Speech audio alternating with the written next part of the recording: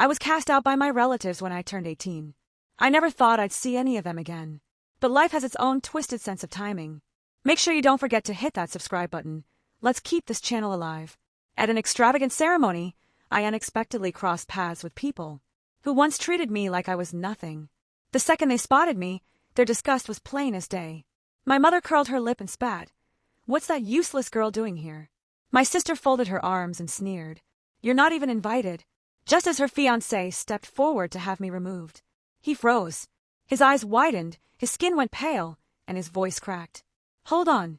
Isn't this woman?" I slowly grinned and spoke. "You really have no clue, do you? I'm Evelyn Moore. And at 32 years old, I've just walked into a wedding that technically has nothing to do with me. But life doesn't care for logic. The very people in this room, the ones who tossed me aside over a decade ago, still picture me as the same powerless, unwanted girl. They assume I'll be embarrassed, desperate to belong. They're wrong.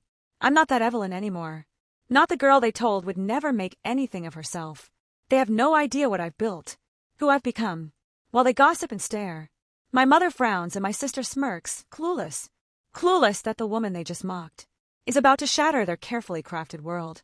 The grand ballroom oozes money. Crystal chandeliers reflect gold light overflowing tablecloths. Every utensil gleams under dimmed bulbs. Glasses chime with every toast. This is the kind of place where someone like me, the discarded and erased, shouldn't exist. But here I am. 14 years should have erased me from their memories. In their heads, I probably vanished. The day they kicked me out, they treated it like a weight had been lifted. But now I'm standing in the middle of this high-end celebration, draped in a tailored black dress that fits me flawlessly, hair pinned in an elegant bun. There's one thing I'm sure of, they didn't see this coming. And that makes this all the more satisfying. I scan the sea of shocked expressions. My mother, just as cold as I remember, tightens her grip on her champagne glass. My father avoids eye contact, but the tick in his jaw betrays him. And then there's Elle, my sister, the golden one. She looks me up and down, her face caught between disbelief and annoyance, like my appearance alone has ruined her big day. "Perfect. You're not supposed to be here." She spits, just loud enough to get people's attention. "Who invited you?" I stay calm. "Don't shrink." I grin. "That's strange," I say, tipping my head, because I clearly recall getting an invite. Elle's groom-to-be, Ron, hasn't said a word until now. He steps forward, brows scrunched as he tries to place me. Then he goes ghost white. His mouth opens, but nothing comes out. He stares at me like I've risen from the grave. "Wait, isn't this woman?" I take a measured step forward, heels clicking on the polished floor. "You really don't know, do you?" I whisper, watching him gulp hard. There's a pause, then another. And just like that, this flawless wedding begins to unravel. 14 years ago, I still remember the night they kicked me out. It was freezing, the kind of cold that seeps into your chest and stings with every inhale. My dad stood at the door, arms folded, face unreadable. My mom wouldn't even glance at me. Elle, she was grinning. "You're just a burden," my mother said. "A waste of our time. A waste of money. We've done enough." "But," "No, but." "Evelyn," my father cut in. "You're 18. You're an adult. Handle it." Then they slammed the door. On me. On my entire life. I stood outside, hands frozen, breath fogging in the bitter air. I had nowhere to turn. No cash. No backup plan. Just the clothes on me and their rejection echoing in my mind. They didn't just leave me behind. They erased me. And they never looked back. Now, back at the wedding. But I did look back. Not out of sadness. Not out of regret. I did it to make sure that if I ever came across them again, I'd be the one with the upper hand. And now I can see it.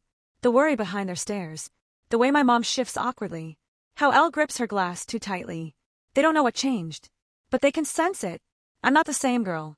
They dumped years ago. "Excuse me." A voice slices through the tension. A man in a crisp navy suit approaches and I instantly ease.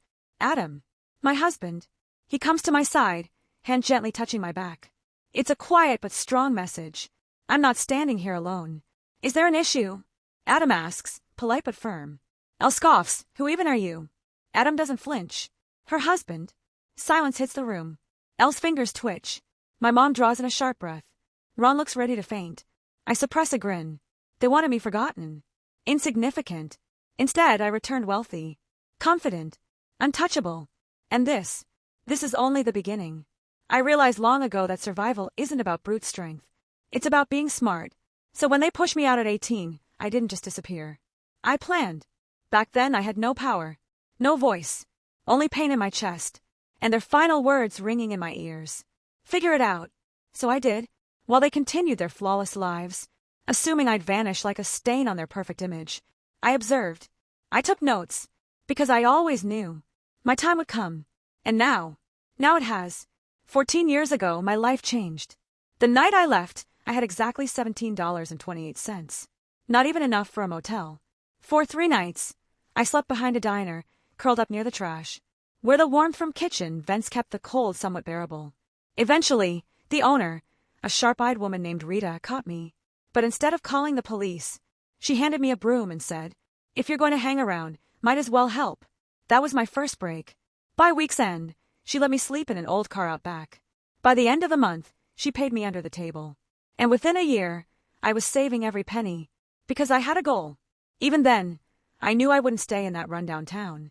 I wasn't going to scrub dishes forever, while my parents enjoyed lives they didn't earn. No, I was going to become something big, something impossible to overlook. While Elle showed off her golden child image, and my parents played the role of a picture-perfect family, I worked. I studied. I absorbed everything. By 20, I'd landed a scholarship to a business program. By 23, I was interning at a rising startup. By 27, I launched my first company, a medical nutrition line. That would become a multi-million-dollar disruptor in its field. They never knew, because I never told them. They didn't earn the right to know. Back to now. Inside the ballroom, I can still feel their stares. My mother dissecting me with that same icy glare she used when I was young. Searching for flaws. Elle's smug smile, like she's convinced I lucked into success. Then there's Ron, her fiancé, the guy who went pale when he saw me. I recognize that look. Realization. Panic. And maybe even guilt. Interesting, Evelyn. Adam murmurs at my side, his voice calm but cautious. You sure you want to go through with this? I glance at him. He's the only one in this room who truly gets it, who understands what I've overcome. His eyes flick between me and Elle's family, sensing the shift. I nod and smile. Oh, I'm sure. Elle laughs, rolling her eyes. Really? You want us to believe you're some big success now? Please. You couldn't even finish college. I tilt my head and act puzzled. Oh, is that what they said? A pause, brief hesitation. She straightens up. I don't have to hear your nonsense. I went to med school. You dropped out. I cut in, voice steady and precise. The room goes still. Elle's face hardens for a moment before she snaps back. What are you talking about? I step closer, heels clicking against the stone floor. The guests sense it, the cracks in her carefully maintained image. You didn't graduate. You didn't even make it to your residency. You failed out early. Her nostrils flare. That's not true. Oh, it is. I pull a folded paper from my clutch. I open it slowly, then hold it where nearby guests can see. Elle's school records. Black and white proof she was kicked out of her program 3 years ago. I watch the blood drain from her face. Ron turns toward her, confusion and a hint of betrayal in his eyes. Elle, what is this? It's fake. She hisses, her voice louder now. She's lying. I swear. But I bet money Ron knows the truth. He says nothing. He just stares at the paper, his jaw clenched. The truth is settling in slowly. My mom steps forward, her tone sharp. You've always been spiteful, Evelyn. Ruining your sister's wedding like this. Oh, I'm just getting started. I grin. If we're talking about destruction, maybe we should bring up the financial crimes case. Being prepared against the Moore family clinic. Silence. Utter silence. I let the impact land. I stood there, watching the impact of my words slam into them like a wave. What are you talking about? My dad finally spoke up, but his tone was noticeably softer. I lifted a brow. Oh, you really thought I wouldn't find out? I gave a slow shake of my head, my expression dripping with sarcasm. You should have covered your tracks better, Dad. Skimming money, scamming insurance companies, altering patient information. All those tiny details you thought would stay buried. I leaned in, my voice low enough that only he could hear me. You didn't think someone would eventually uncover it all. Ha! His skin lost all color. This was the moment I had spent years preparing for. All that evidence I held on to. I wasn't saving it to be cruel. It wasn't about revenge for revenge's sake. It was because they pushed me into this. When you grow up being overlooked, pushed away, tossed aside, you learn to wait. You learn how to build your case in silence, sharpen your edges behind closed doors. So when your chance comes, You don't just push back. You tear it all down. And tonight, I was the reckoning they never imagined would show up. The entire room was frozen. Elle didn't move. Her flawless, fake life was starting to shatter under my words. My father went rigid, fists clenching at his sides. My mother's mouth twisted, clearly more disgusted by my presence than by the facts I was spilling. And Ron, still silent, his eyes kept bouncing between me and the document I'd exposed. His face paler than ever. I saw it then, that flash of panic, the tight swallow, the slight twitch in his hand. He knew I was telling the truth. But then, just like that, Elle tried to shift the moment. She straightened her back, raised her chin, and started laughing. Not the laugh of someone panicking. This one was cold, forced. It was a show. "Oh my God," she said, shaking her head like she found it ridiculous. "This is seriously funny." My stomach tensed. Not from fear. I was way past fear. It was because I recognized this move. She was falling back on her old tricks. Gaslight. Distract. Lie. Make reality bend around her story. Elle gave a quick scan around the room, making sure eyes were on her. Then she looked back at me, lips curling. "Really, Evelyn?" She gestured loosely toward the paper Ron held, like it was just a random napkin. "You came here trying to wreck my wedding with that? This sad little stunt to seem important? Wow. You're even more pathetic than I thought." I didn't react. I wouldn't let her get the win. She stepped in close, lowering her voice for only me to hear. "You think you're clever, don't you?" she hissed, her tone thick with scorn. "You thought you'd show up and tear down everything I've built." She leaned even closer, smirking wider. "I always knew you were jealous of me." There it was. The same tired accusation they'd always thrown at me. Jealous. I tilted my head, raising an eyebrow. Jealous? Of what exactly? Elle rolled her eyes. "Oh, please. Look at my life. Look at me. I have everything you don't. A man who loves me. A real family. A future you could never touch. And you just barge in here begging for attention." She let out a low chuckle. God, it's so pathetic. That word echoed in my head. A ghost from long ago. I remembered being 16, sitting at the dinner table, while Elle soaked in the compliments. I remembered hearing them whisper that word when they thought I couldn't hear. Pathetic. They said it like it was fact. Like my failure was already set in stone. But they didn't know. They had no idea that I stopped caring what they said a long time ago. I gave a small, steady smile and tipped my head. "Tell me," I said, voice cool and steady. "If I'm so irrelevant, why do you look so nervous?" Her smug look flickered for just a second. But I caught it. So did Ron. His grip on the paper tightened. His brow creased. He stared at the paper like it might explode. "Oh." His voice was quiet, but clear. "Is this true?" Elle's whole energy shifted. She turned toward him, putting on her sweetest expression. Her voice turned soft, like she'd just been betrayed. "Ron, baby." She reached out, touching his arm gently. "You're not really going to believe her, are you? It's Evelyn. You know how she is. Always twisting things. Always creating drama, just to feel important." Another round of gaslighting. I watched Ron exhale, his jaw tight. He wanted to trust her. I could see it in his posture, the way his shoulders tensed. But real doubt had already dug in. And then my dad stepped in. "I've had enough of this," he barked, storming forward like he still had control. "You've done enough damage tonight. That's enough, Evelyn.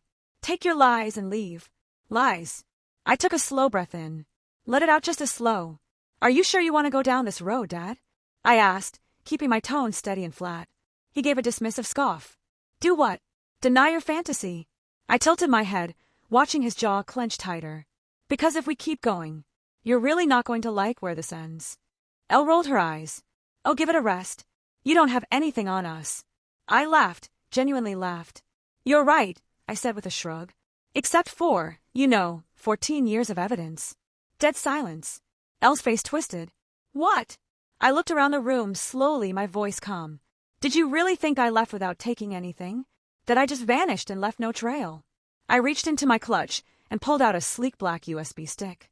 "You see," I continued, gently spinning it between my fingers, "while you played the model daughter, and Mom and Dad acted like I didn't exist, I was gathering things." I lifted the USB a little higher. Bank records. Elle's breath caught. Emails. My dad flinched. Official documents. Linking your precious little clinic to multiple fraud schemes. My mom audibly gasped. I smiled. "Want me to keep going?" You could feel the shift in the air. That moment when prey realizes the predator's been watching all along. Elle's confidence cracked. My father's fake strength faltered. My mother, so proud and unshakable, finally looked scared. Now they got it. They finally understood. They thought they'd erase me. But now, standing in the ruins of their arrogance, facing the woman they left behind, they knew the truth. I didn't return just to call them out. I came to bury what they built. The room held its breath. Elle stood stiff as a statue. Her fists clenched so tight her hands went white. My father, once always in control, looked suddenly small. My mother, usually perfect in her posture, now looked completely undone. I could practically hear their minds racing for an escape. But there wasn't one. Because I made this trap. And now, I was springing it. Elle let out a dry, forced laugh. "This is ridiculous," she said. "You're bluffing. You've got nothing." I tilted my head, still spinning the USB in my fingers. "Want to stake your entire future on that?" Ron, who'd been silent, suddenly grabbed the USB from me. His movements were fast, shaky, like touching it would make it disappear. "What the hell is this?" he snapped, staring down Elle.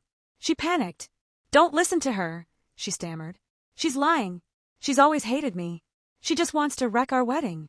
I folded my arms and watched it unfold, like the last act of a play I directed. "Go on," I said, cool and clear. "Plug it in. See for yourself." He paused, because deep down he already knew. But now he could prove it.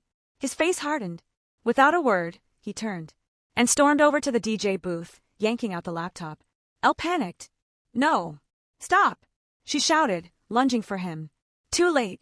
The screen lit up as Ron plugged in the drive. His eyes darted across the files. Then he froze. His face turned pale. His jaw locked. I watched him finally understand. Elle fell apart before my eyes. "Ron," she begged, voice shaking. "Whatever she's showing you, it's not. You lied to me." His voice was dead cold. Elle flinched. "No, I didn't. I lied to myself." He shouted so loud the whole ballroom went silent. Guests who pretended not to notice were now openly staring. Elle grabbed his arm, frantic. "Ron, please." He pulled away like her touch was poison. His breathing was uneven, chest rising and falling as he scanned file after file. Fake documents, insurance scams, and the damning proof she never graduated. My father tried to step in. His voice shook. "Ron, wait." "Shut the hell up," Ron roared.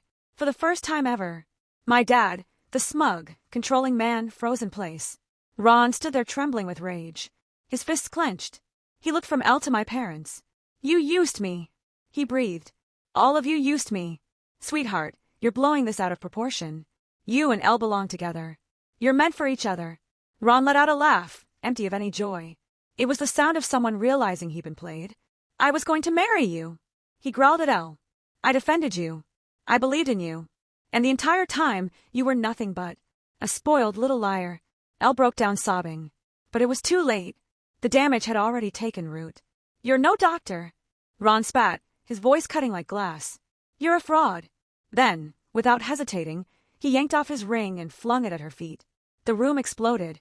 Guests murmured, clearly stunned. Gasps moved through the crowd as Ron stormed out.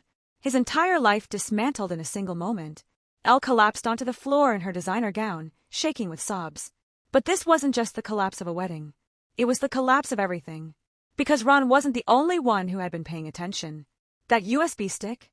It was only one piece of the whole picture. I turned my attention to the rest of the room, my eyes locking onto an older man in a sharp suit standing near the back. It was the hospital director, where Elle supposedly worked. "Dr. Peterson," I called out. He stiffened. The guests followed my gaze, eyes widening as they connected the dots. "I thought you might want to know," I said, voice cool and composed, "that one of your trusted medical staff is actually a high school dropout with 0 credentials." Whispers erupted instantly. Dr. Peterson's face darkened as he glared at my father. "You told me she had her degree." My father, now visibly sweating, stumbled over his words. We can sort this out." "It's not." "Not what?" I cut in, stepping forward. "Not fraud. Not a crime." Peterson cursed quietly. "I trusted you more. You said your daughter." "She's not my daughter." My father suddenly yelled, desperate. "She means nothing to me." For a second, the room went silent. Even I was caught off guard. Then I smiled, because he had just made the biggest mistake of all. "I thought as much," I said smoothly. "Which is interesting, considering you've been using my name for tax scams for the last 10 years. The silence returned, deafening. My father turned ghost pale. My mother went rigid. And I delivered the final blow. That's right. I checked my identity recently. And guess what I found? Someone's been filing fake tax returns under my name, washing money through a certain family clinic. Dr. Peterson snapped his fingers at his assistant. Call legal. Now. My father opened his mouth, but I didn't let him speak. And just so you're aware, I added calmly, the IRS already knows. His face crumbled. The room erupted again, this time into full chaos. Security stepped in. My father tried to defend himself, but Dr. Peterson shut him down cold. Your career is finished. Elle wailed on the floor, her makeup ruined. My mother stood silently, stiff, already accepting that there was no saving this. And me, I just stood there, watching. Because this was what they had earned. This was the justice I'd been waiting for. And I'd never felt more in control in my life. The ballroom was in total disorder. People whispering, gasping. Security moving through the crowd. Guests backing away from my parents, like they might catch corruption by standing too close. Elle kept sobbing on the floor, streaks of mascara down her cheeks. And Ron, once her loyal, adoring fiancé, was already gone, dragging the pieces of his broken trust behind him. I could have left then. I could have walked away satisfied. But I didn't move. Not yet. Because I had imagined this moment for years. Standing in front of them. Not as the outcast they'd abandoned, but as the woman they never saw coming. And as I stood there, watching their world fall apart, I felt it. The last thread snapping between us. The final, irreversible break. My father, the man who once stared down at me in disgust, now looked at me with something new. Fear. My mother, always the one in control, the one with the cold heart, now seemed lost, speechless. And Elle, the one who always got everything, the one who always won, was on her knees. The irony tasted sweet. She looked up at me, wide-eyed, desperate, pleading. Evelyn, please. I let her words hang there. I let her beg. Because for once, I held every ounce of power. I tilted my head. Thought about it. Please. I repeated, my tone chilled. That's funny. I don't remember you saying that. When you helped them take everything from me. She winced. I don't recall you saying that. When you stood by and watched them throw me out. Tears ran down her face. I was just a kid. I didn't. You didn't care. I finished her sentence. My voice sharp and final. And now, neither do I. Her mouth trembled. She knew it was over. My father finally snapped out of his silence. His face twisted in fury. So now you think you're better than us? He hissed. You think making some money gives you the right to shame your own family? I let out a real, full laugh. Because it was ridiculous. This man, this crook, still clinging to his pride. Like it meant something, even as everything fell apart. You stopped being my family years ago, I said, calm and clear. And whether I'm better than you? I stepped closer, locking eyes with him. I don't need to think it. I smirked. I know it. Security reached them then.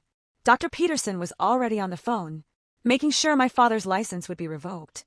The IRS wouldn't take long. And Elle, her friends, her coworkers, her followers, they were all backing away, watching as her perfect little world burned to ash. I exhaled slowly, letting it all sink in. Then I turned my back to them. At 32, I walked away. I stepped over the wedding ring lying on the floor, past the shocked guests, past everything I once thought I wanted. Adam was waiting for me by the doors. He didn't ask if I was okay. He didn't need to. He just reached for my hand. Steady. Quiet. Sure. I squeezed his fingers back. And we walked out together. Outside, the night air was crisp and clean.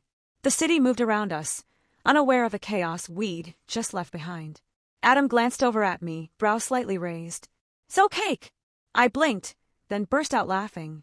A deep, honest laugh. Yes, I said, still smiling. Let's go get some cake. Because tonight wasn't about them. It was about me. And for the first time ever, I felt weightless. Because this wasn't about revenge. It was about release. And now, I was finally completely free.